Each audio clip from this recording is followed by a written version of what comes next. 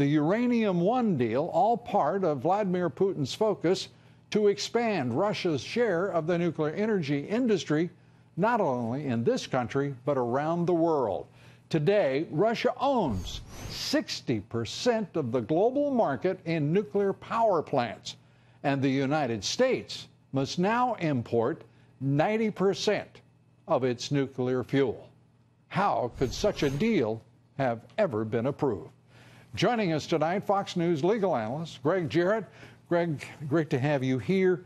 This is extraordinary, the developments that we're witnessing here that are being reported on, and there is no order from Attorney General Jeff Sessions to lift the non-disclosure and to get over that, have that informant get over to the Senate Judiciary Committee. It should be an absolute no-brainer for Sessions. He should have yesterday said, of course, I will tear up the non-disclosure agreement that's gagging this confidential informant. But as I've written before, Sessions should resign because he's in way over his head, and he's being manipulated by a lot of people in the Department of Justice who are either holdovers from the Obama administration or should never have been at DOJ to begin with, Rod Rosenstein in particular.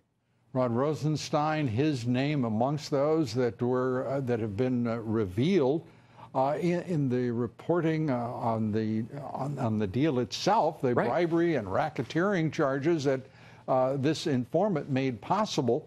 How is it that Rosenstein and James Comey and the list goes on are in a position, and Robert Mueller, importantly, the special counsel, they have been in absolute conflict, it seems, throughout. It appears that Mueller, Rosenstein, and Comey, who were all in on this FBI probe and all of the evidence that was gathered, covered it up. And they hid it from Congress. They had a legal duty to tell Congress. If they had told Congress, Congress would have surely stopped the sale of uranium to the Russians. There's one other name that should be added to this that I discovered by reading through the published documents of the indictment and affidavits. Andrew Weissman signed off on it. Guess where he is now?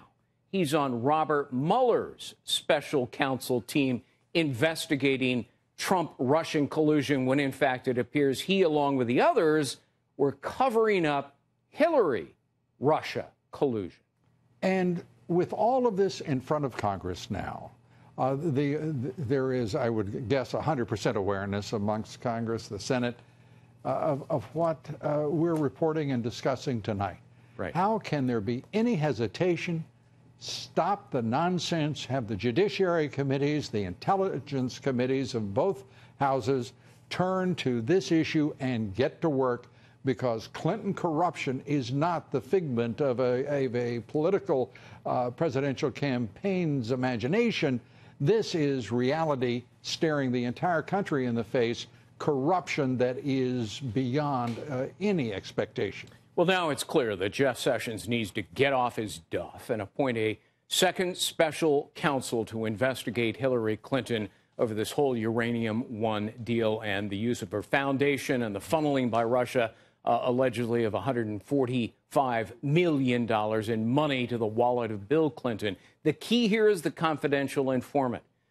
You can't hide that confidential informant from Congress, so says the United States Supreme Court in a 1927 decision. It said the Congress has absolute unfettered right to interview anybody and oversee the Department of Justice, so they cannot hide this confidential informant. Well, obviously, Rod Rosenstein, who is the Deputy Attorney General, Jeff Sessions, as a result, are saying they're not going to lift it to this point. Why? What can the president do? Can he directly say to Attorney General Jeff Sessions, I don't care what your problem is. I don't care whether you're ill. I don't care whether you are reluctant or have become an ideological, mutation here. We want you to lift that non-disclosure, and the right of the public to know what's going on here is just being obliterated.